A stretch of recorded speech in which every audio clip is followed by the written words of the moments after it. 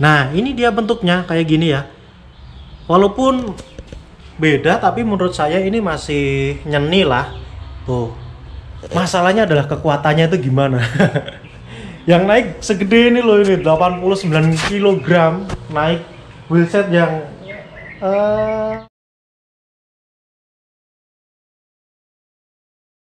Halo teman-teman, pada video kali ini saya mau sharing ke kalian mengenai proses penggantian spoke dari wheelset saya Rujitsu G3 30 mm yang pada beberapa hari lalu itu patah ketika saya pakai untuk goes. Jadi waktu itu nabrak lubang dua kali. Yang pertama itu nggak ada apa-apa, tapi yang kedua waktu nabrak itu terus bunyi suara tuang gitu. Jadi waktu saya cek, kok bannya oleng yang belakang, ternyata ada yang patah, dan itu patahnya pada bagian kepala di spoke.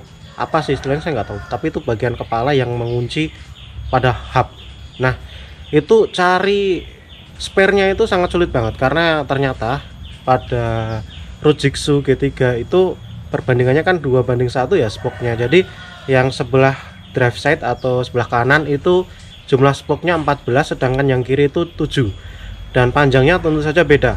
Untuk cari yang aero spoke atau spoke yang pipih itu sangat sulit banget, dan kalaupun ada ukurannya yang sesuai itu harganya cukup mahal, itu sekitar 26.000 atau bahkan lebih. Yang mereknya Sapim itu ada ukurannya yang sesuai, tapi ya harganya itu 60.000 sampai 100.000 untuk satu spoke aja, padahal butuhnya 21 spoke. Itu belum kalau nanti waktu dipasang ada yang patah atau ada yang bermasalah, jelas perlu spare ya, atau perlu cadangan. Paling enggak saya beli di atas 21. Nah, kalau dikalikan aja 100.000 satu spoke dikalikan 21, berarti itu 2.100.000 untuk satu wheelset. Padahal itu wheelset dulu harganya nggak sampai 3 juta ini. Aduh, masa mahal spoke-nya daripada wheelsetnya. Dan kali ini saya dapat ya, ini spoke-nya itu bukan spoke yang aero atau yang pipih, tapi ini spoke yang biasa round triple butted ya.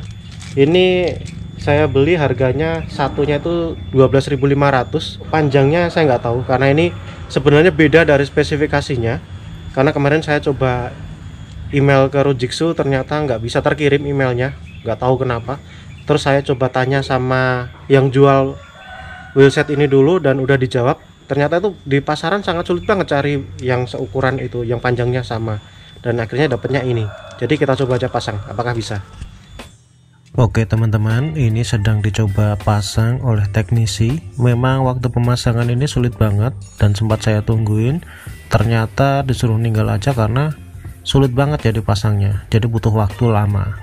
Baiklah, ini adalah hari kedua. Saya sudah ambil wheelset saya dari bengkel. Seperti dugaan saya kemarin ya, spoke yang saya beli itu nggak sesuai.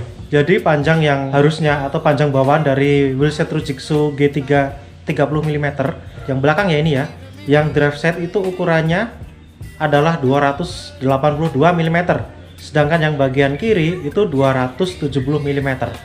Nah, masalahnya yang saya beli adalah yang bagian drive set itu 286 mm, sedangkan yang bagian kiri 274 mm.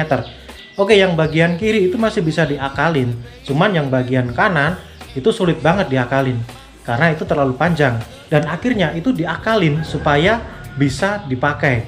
Dan dia memang sulit banget, waktu itu dipasang itu sempat bisa, cuman langsung kelepas lagi, dan akhirnya dari tukang servisnya itu suruh ninggal dulu aja, terus nanti mau dikabarin bisa apa enggaknya. Karena saya beli satu spoke itu harganya tuh 12.500. Kalau nggak bisa itu sia-sia banget uang 300.000 sekian kan.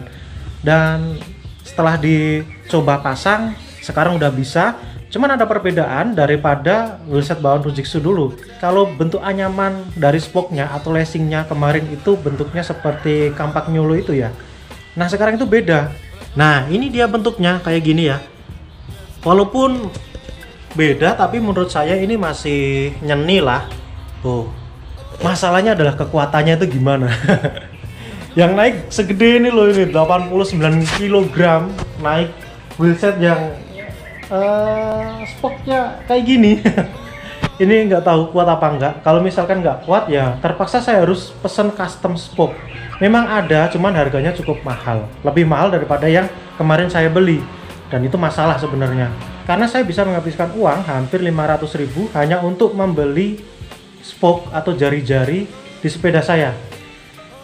Mahal banget asli itu tuh. Baiklah, ini langsung aja dipasang di sepeda.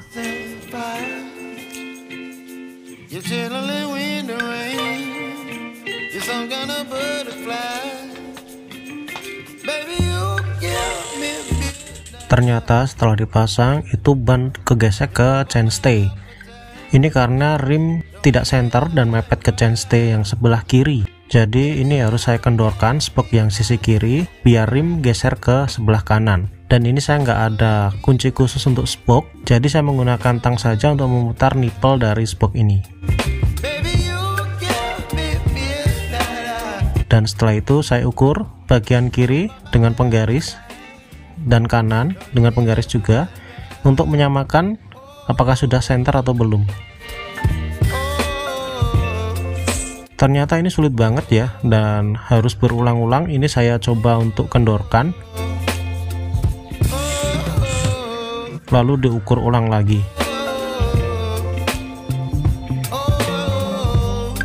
Akhirnya setelah percobaan berkali-kali ini bisa center ya, walaupun tanpa kunci spoke. Ya, dengan alat seadanya daripada saya harus ke bengkel lagi. Dan ini dia alatnya. Oke, ini dia setelah dipasang di sepeda. Dan sekarang tampilannya memang udah beda ya, nggak seperti kampak nyolo lagi ya. Itu dia. Nah, tampilannya nggak tahu ini jenis apa. Yang penting ini udah saya coba test ride kecil-kecilan dan ada lubang-lubang juga di sini jalannya, dan itu kayaknya terasa kokoh ya. Walaupun waktu tadi saya pasang ini wheelsetnya itu lebih cenderung ke kiri, jadi tadi mentok ke frame sini, sebelah sini. Nah, jadi yang sana lebih lebar. Akhirnya saya kendorkan spoke yang sini, yang bagian kiri, dan saya itu nggak punya kunci spoke, saya pakainya tang saja, dan akhirnya berhasil ya. Sekarang udah cukup center, jadi nggak bergelombang. Dan yang bergelombang ini sebenarnya hanya bannya saja, karena bannya itu ban kualitas yang harga 100-an sampai 200-an ribu kemarin saya beli. Jadi ya wajar aja bergelombang gitu. Ya, semoga video ini bisa bermanfaat, terutama untuk kalian yang punya Rujitsu terus patah spoke-nya dan pengen ganti spoke. Memang spoke yang aero ya, atau yang PP itu langka banget, yang ukurannya sama dengan Rujitsu. Jadi kalian harus memilih spoke yang ukurannya itu mendekati, kalau bisa sih sama.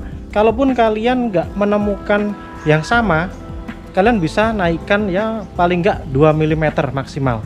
Kalau udah selisih 4 mm itu memang sulit banget. Dan contohnya punya saya ini, jadi harus diganti lacingnya atau anyamannya harus diganti ya. Kalau enggak ya mentok, nggak bisa, harus ganti lagi. Dan mubazir, beli mahal-mahal ternyata nggak bisa dipakai. Oke, sekian dulu. Jangan lupa untuk like, kemudian subscribe channel saya, lalu bagikan ke teman-teman kalian yang membutuhkan. Salam sehat, salam guys, tetap semangat.